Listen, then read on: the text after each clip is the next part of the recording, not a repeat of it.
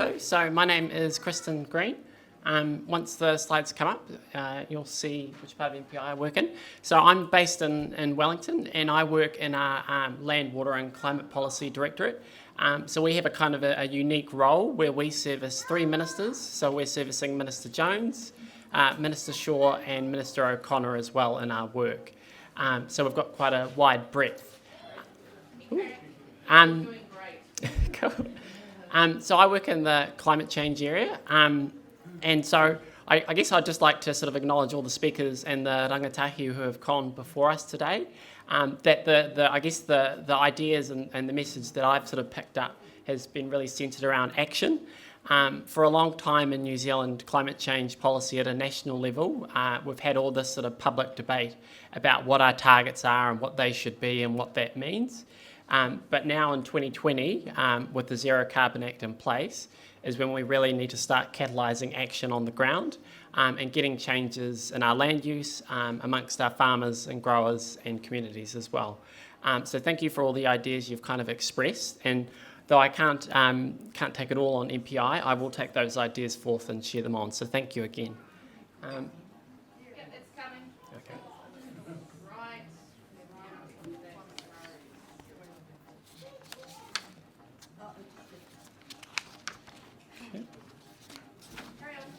Carry on.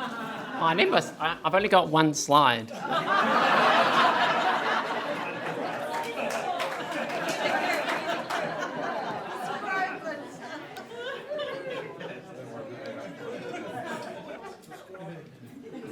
I'll describe it. Yeah. Imagine a pie graph.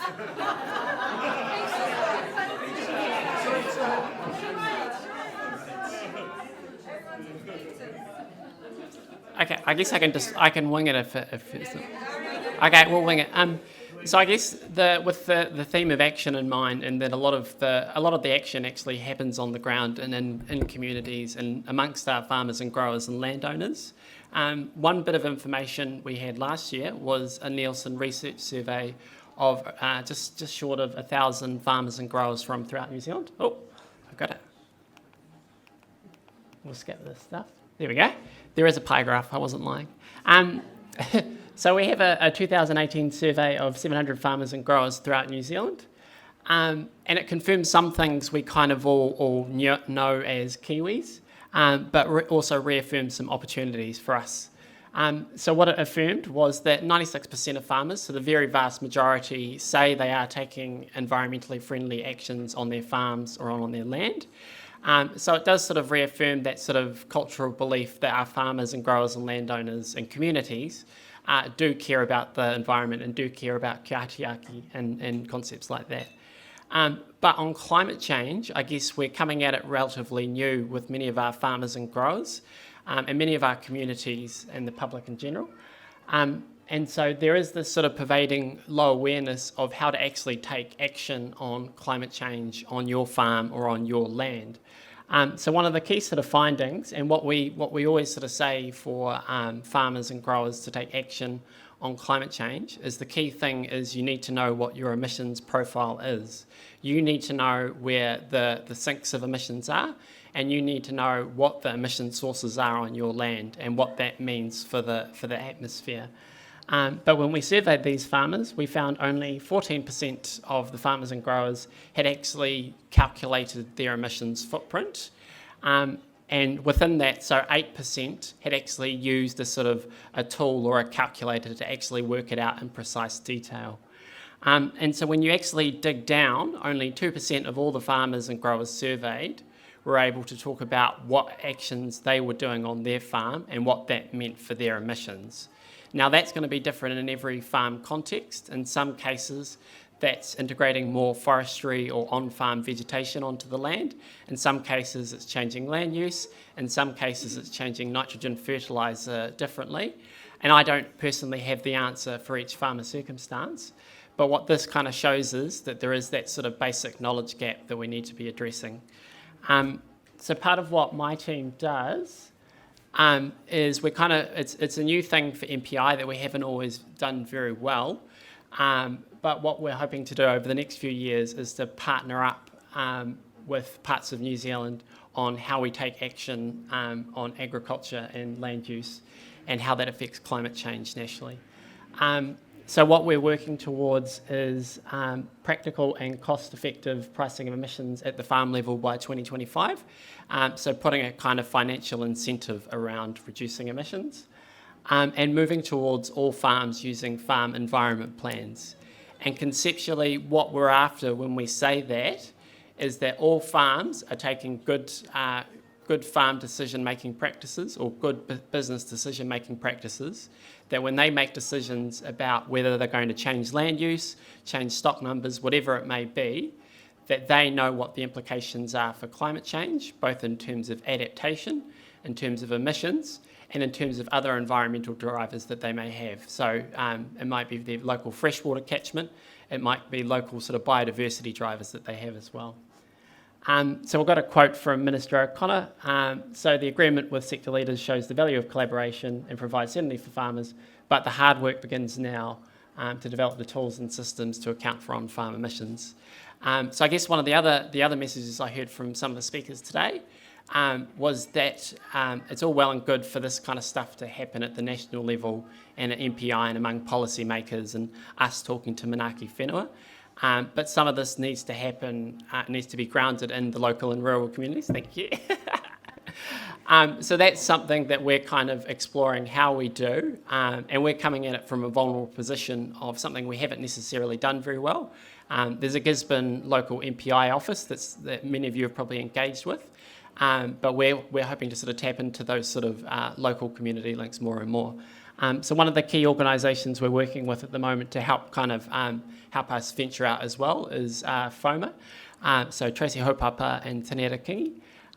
So hopefully this is the start of the conversation, not the end. And I'll leave it at that. Kia ora tātou. My name's Murray Cave. I'm the Principal Scientist at Gisborne District Council. And I'm a recent import to Tairāwhiti. My whenua is Mārwhara. I came from the West Coast to here. And it's been an interesting journey. It continues to be interesting. By the way, that's not me. That's just somebody who acknowledges climate change on a day-to-day basis. But coming from the West Coast to here, you saw and see climate change happening on a daily basis, because if you go to visit the glaciers, you can see that loss. And it's a very, very measurable loss. You can go back year after year and you can actually just see that those glaciers retreating. But before I start into what I was going to be talking about, I'd just like to acknowledge a rangatahi for their comments. I thought that was heartfelt and something we're definitely listening to. Okay, somewhere around there must be a pointer. Okay, so what's been happening at Council? We had a very specific mandate to talk here, so we're going to try and stick to that. But it's going to cover quite a bit of ground. I want to start with Queen's Birthday events in 2018 and the event that happened the year before, Cyclone Cook. And this really highlights to most of you, I hope, that the impact that these events have on individuals, and in this case their cat. This, for those who don't know, is the property where the people got lifted off the roof of by the helicopter after the event, after Queen's Birthday event. The cat was left behind, embarrassingly well fed by the look of it, which was a bit of a worry. And this was taken on the day when we went back in with that family to go and have a look at their property again and try to recover what they could of their treasures. Key thing about that event and the other events is that these were, I refer to them as being severe, and that's a really important point. These were not extreme events. These were not cyclone bowlers. But in this particular valley here where these people were rescued from, the flood spread and the amount of erosion, the amount of slips, was equivalent to bowler. And so that has something to do with what's happening with respect to our land use.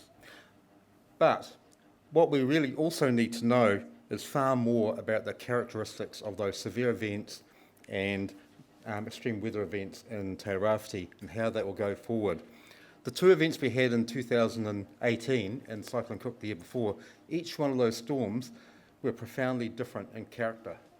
The behaviour of those storms, how the rain fell, where they didn't fall, was rather different. So it's not an issue where we can actually go and say we understand these things. We do not understand these things. So if anybody is out there who is really keen to do a PhD in climatology on extreme weather events, come and talk to me and I'll see if I can get the funding for that. The other thing about it, of course, is that this is really about, and it's been the elephant in the room all day, Pinus radiata. And this particular area here, it's now got its second planting already in place. Those places that have been harvested, planting's also happened again. But what you need to understand, and I'm not sure we really do yet, what's going to happen under climate change to those pine trees as they now grow over the next 25 years. The research that has been done suggests different things. Some of the research says that the trees will actually be taller but thinner, and there was ambiguity about how much biomass those pine trees will actually have going forward. And some other overseas research where they do have lots of pine trees in California and other places actually suggest that the impact of CO2 in the atmosphere, which will encourage growth, will be offset by the increase in temperature and the stresses caused to pine trees, which will actually make them more vulnerable to failure. Thinner, taller trees will be more vulnerable to wind throw, so they will be more vulnerable to storm events. Now, I can't say too much more about the Queen's Birthday event, obviously, well, not obviously, but because there are obviously court cases underway at the present, and there is a lot of information that was generated about those events, which we can't talk about until those court cases are all over and done with. Okay, moving on. So we had to swap our slides around at the last minute. Last year, you will know that we had a draft spatial plan and we went out to the communities talking about that. And now we're into the stage where we want to do the discuss with the communities how we actually implement that. But really what I want to do is bring back from that to a more prosaic point of view, which is, for all of us who live here in Tairāwhiti, it's about the people. And the image, the cartoon on the right, is actually a vision from some of the people from Kaiti School about how they saw Tairāwhiti looking in 2050. And so what we're really having to do here, we have to own the fact that the rangataki, the young people in our community, have a vision for the future, and it is our job to help deliver that. Okay, so we're doing lots of stuff, and councils do lots of stuff. So these are some of the things that are happening. The Waipoa flood scheme upgrades, which is to obviously protect the city. Managed aquifer recharge. Now, if you do or do not know about that, this is where we will be injecting water back into the aquifer. But we need to wait and see how that will develop in the future, whether or not that is viable, or will there need to be other land use changes to accommodate the decline in aquifers. Our council advocated for the development of the zero carbon bill, and we're working with central government to develop first national climate change risk assessment. Now, arising out of the presentation to council last year, what was undertaken is stated there. Council will consider climate change in all council decision making, and its decision making process is by officers reporting to the council governance through the council itself and the committees. I know we've been here a long day, so I don't want to sort of keep us here too long.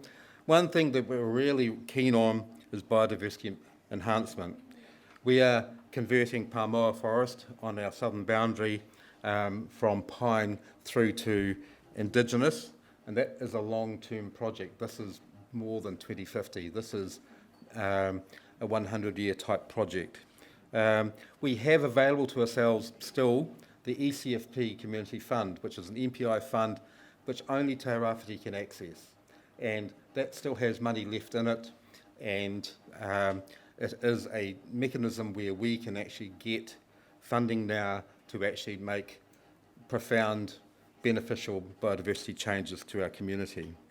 We're transitioning through to electric and hybrid vehicles. We've got our first ones now in play, and I'm going to bounce the next one through to Harley, he's going to talk about the Regional Emissions Reduction Plan in his talk. And our procurement policy is being updated, so make that we ensure that we are including climate change considerations in our procurement. One thing I really want to add at this point here is we really do need to have better understanding of the role of carbon uptake in our Indigenous forest. I don't think we necessarily know that well enough yet. And we also need to address the barriers that stop us from transitioning from pine to Indigenous through the emissions trading scheme. The penalties if you convert from pine through to Indigenous is a significant barrier to that environmental benefit. Okay, so what's next on the agenda in GDC for 2020? We've got to the right one. Okay, we're just commissioning. It says funding is currently sought. Funding has now been obtained for a joint study with Hawke's Bay Regional Council to undertake a regionalised climate change impacts assessment for Tairāwhiti and Hawke's Bay. Now, we've had some imagery first up from Niwa, and the idea is that most of that is rather generalised and it's at a national level, and we really want to drill down and get more information out so that we can actually look at the risks that are posed not just to our infrastructure, but what will happen to precipitation, what will happen to the temperatures over time, what will be the impact of sea level rise and coastal erosion. And in this particular area here, you may be aware, because it's been referred to this morning, is that we have just released our tsunami evacuation models for the entire Tairāwhiti region. When we actually set up that project, we considered whether or not we should take into account sea level rise. But over the time when we will actually go and do another iteration of that, sea level rise is not significant. If you've got a 10-metre wave inundation hitting your shore, 30 centimetres or 40 centimetres or 50 centimetres is not going to materially affect the level of inundation that Gisborne City or Tolaga or Hicks Bay is going to experience. So it was very complicated to do. What we did consider were other issues like what happens to the logs in the port. So the general idea of this is that will allow Gisborne District Council and Hawke's Bay Regional Council make informed climate decisions, and will, one hopes, lead to a informed climate change strategy going forward. Other things that are working on, we are the first region, well, not quite the first region, Northern managed beat us to the post, but we have now got 87% of our district covered by LiDAR, and you may want to understand what that is, but it's basically a means of actually giving ourselves a high resolution view of the land and the coastal environment. And what that really helps us do is actually do far more accurate planning for all of those type of things like climate change. It will allow us to do a whole range of other things with respect to natural hazards. It will allow us to better identify where our urupa are, where some of those historical past sites are, and get a better understanding of our place within Tairāwhiti. I've mentioned there SkyTM. You may wonder what on earth SkyTM is. We're working on this, which is a process for delineating in a far more holistic sort of way what our groundwater resources are, if you want to call them resources, what their capacity for groundwater is, particularly in places like Ioawa and Waipu, where we have very, very little idea. And the hope is that we can do this, which is a non-invasive tool for actually identifying what's below the ground before we start drilling lots of holes trying to find water. And the impact of that is obviously water is going to be the big issue going forward. And how we use that information is really for the communities, for them to make the decision about do they actually want to utilise that water or not. The key thing we really want to know is what is there so we can make informed decisions and that the community can make informed decisions. We've talked about sea level rise. People may not really realise that all across the country, everybody's been using completely different datums to work out what sea level is. Some people use one measure of mean high water springs, others use something else. And so the LINZ, Land Information New Zealand, embarked on a process about a year ago and now have released a uniform mean sea level datum that we all can use, which is means that we can compare what happens here in Tairāwhiti with what happens on the west coast or elsewhere. It amazes me that we couldn't do that accurately up until now. Okay, we're continuing to update our natural hazards resilience research. We are faced with significant natural hazard risks from earthquakes through to obviously climate change. There will be risks of fire, there will be risks of wind throw in forests, risks of floods. So we're continuing to work on those and knock them over, get them sort of into the system as we actually get funding to do those. Getting funding for those things is pretty hard work, but we will get them done over time. We're aiming to adopt the Tairāwhiti 2050 plan and then the implementation of that plan, and we will be incorporating climate change into 2021 long-term plan. And again, I'm going to bounce the regional emissions reductions through to Harley. And we're also actively developing actions to reduce the council's own emissions. Okay, how can you get involved? And before I bounce onto that, the imagery on the slide is Cyclone Cook. And you may think that looks very familiar because it looks exactly the same as Cyclone Bowler. And the significance of it is that it was only by the grace of God, if you like, that Cyclone Cook in 2017 was not another bowler. The difference was Cyclone Bowler got blocked by a big high, so that it stopped and stalled over Oawa and kept on being in Oawa for 3 days. So dropping the amount of rain each day that Cyclone Cook dropped over 1. So these are the sort of perturbations in our weather systems that we don't yet understand, and the variability that we need to have far better understanding of. So how can you get involved? You can get involved in the consultation with our implementation plan for the spatial plan, get involved in the LTP consultation, deal with us and trust Tairāwhiti over the regional emissions reduction plan development, and basically keep on being engaged with us. So all of our council meetings are online. You can watch them live stream. You can attend. The reports are all there online. Talk to your local councillor. Access the website and the feedback mechanisms we've got with that. Go to the GDC Facebook page, email us, drop in and see us in person. I'm always pretty happy to have people come and pester me. I'm not that keen on being tackled, I must confess. But I'm pretty cool on the hugs. I really love the hugs, they're quite cool. So thank you everybody, and I hope we will eventually get some questions. Kia ora koutou. Ko Makarori Headland te maunga, ko Waimata te awa, no tauranga ahau, engari kei tūranga mātou, ko tōku whānau e noho ana. Tino nākou nui ahau, ki te tai ao, me ngā manawaita. Ko Harley Dibble toko ingewa, nō reira, tēnā koutou, tēnā koutou, tēnā koutou katoa. Kia ora everyone. As I said, I'm Harley. I'm the Tairāwhiti Economic Action Plan Program Manager, and I work at Trust Tairāwhiti. And I do have a presentation. My Chief Executive, Gavin Murphy, is unable to present today. He really wanted to, but he had prior commitments. But he's asked me to emphasise a few things. Firstly, Trust Tairāwhiti is proud to be supporting this event, and we're keen to support the ongoing climate change conversations that need to happen region-wide. Secondly, Trust Tairāwhiti takes the climate crisis seriously, and the Trust is already doing things to reduce emissions and to build climate change considerations into our decision-making. Of course, we know we have a lot more to do.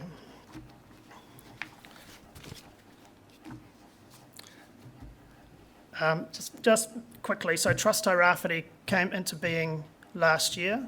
We were formerly Eastland Community Trust.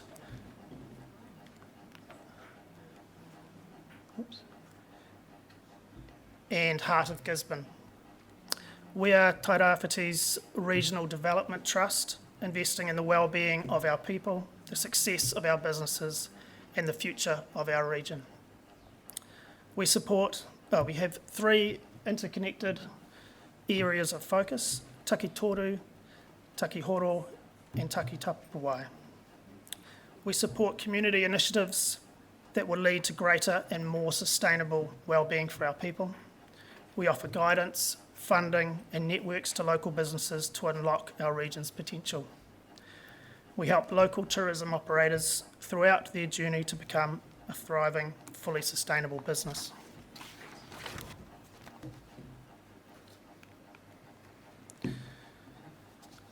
Over the last year, the Trust has been developing a wellbeing framework to support the Trust's future priorities and decision-making.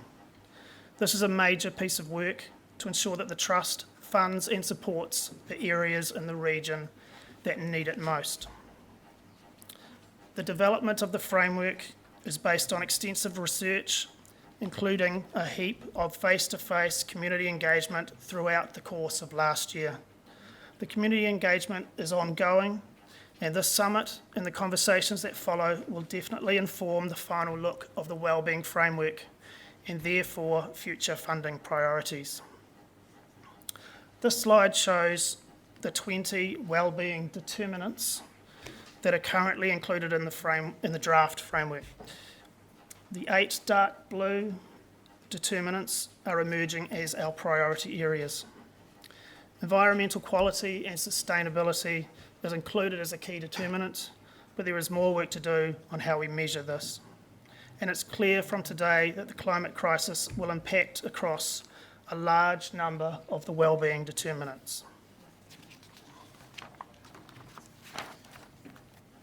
Excuse me, did you say 8 dark blue? Do you mean those kind of ones that have come up brown? I thought it was dark blue, but yeah. Have I got a pointer? It's these one. Ah, Yeah. Okay.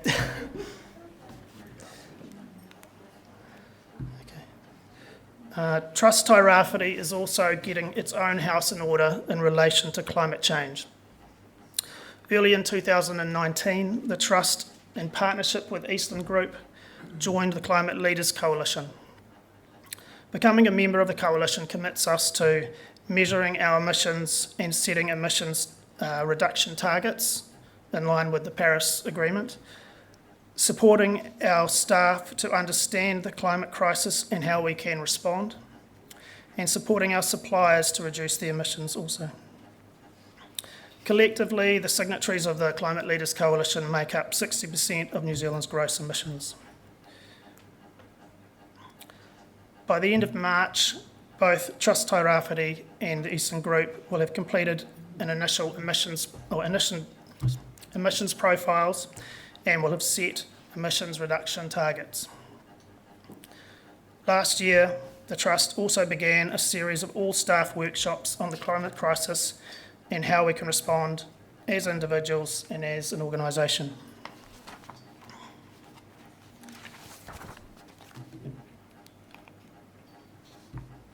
In terms of Taki Toru,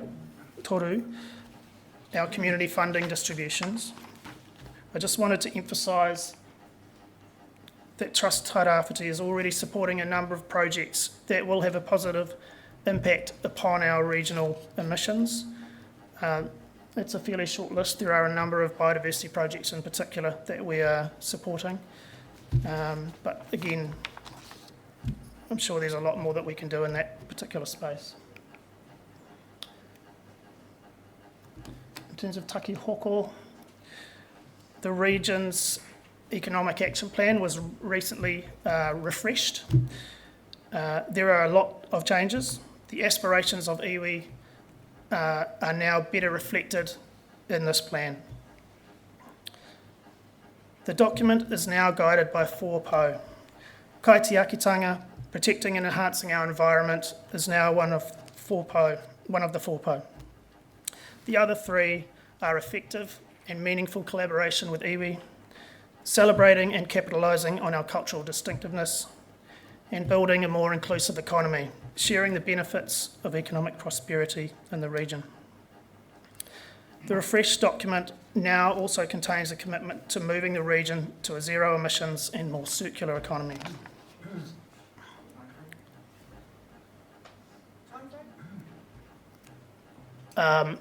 So the regional emissions reduction plan is due to be completed by the end of June. So Trust Tairāwhiti is partnering with GDC to prepare this plan.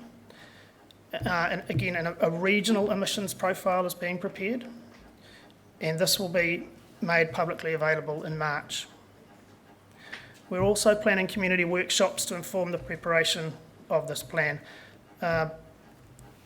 Clearly, this workshop will also be this summit will be informing the plan, and I think there is a conversation about how we develop a more or co-design the plan, have a more community-led plan. That's what I'm trying to say.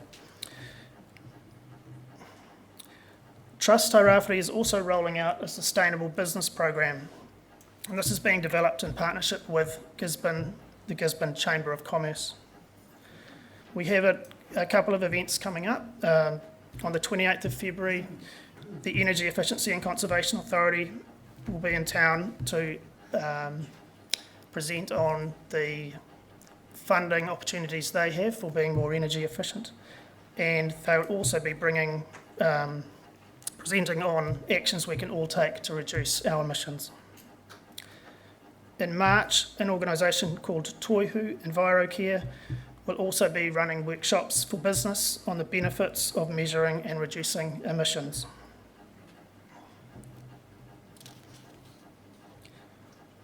I'd just like to mention a couple of other new TEEP actions. Eastland Group is also investigating using the region's organic waste to produce energy through anaerobic digestion, and this research or this investigation is due to come out within a month or so.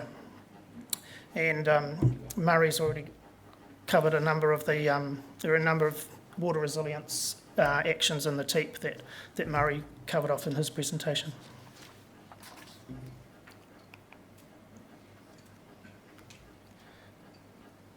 Okay, our Takitapawai team runs the eyesight and is responsible for the city centre vibrancy and provides support for our local tourism operators. One of the ways that we support high value, low volume tourism in this region is through the Tourism Industry Association's sustainability commitment. Trust Tairāwhiti has signed up to the commitment and expects tourism operators that we work with to also sign up and work towards meeting the 14 specific sustainability commitments. I'm just going to mention 4 of those commitments. Within those commitments, tourism operators are expected to have socially and environmentally sustainable supply chains, to contribute to local ecological restoration initiatives, to have carbon reduction programs towards carbon neutrality, and to actively engage with their visitors and communities on the importance of restoring, protecting and enhancing New Zealand's natural environment. Trust Tairāwhiti is already working with the New Zealand Tourism Industry Association to help our local tourism operators meet their sustainability commitments. So to sum up, Trust Tairāwhiti is extremely proud to be supporting this event in Kaupapa. I've personally learnt heaps from today, and as I'm sure we all have. Trust Tairāwhiti is keen to support the ongoing climate change conversation that needs to continue in Tairāwhiti. We're taking the climate crisis seriously, and I'd say a massive thanks to Tina for organising this event. Thanks very much.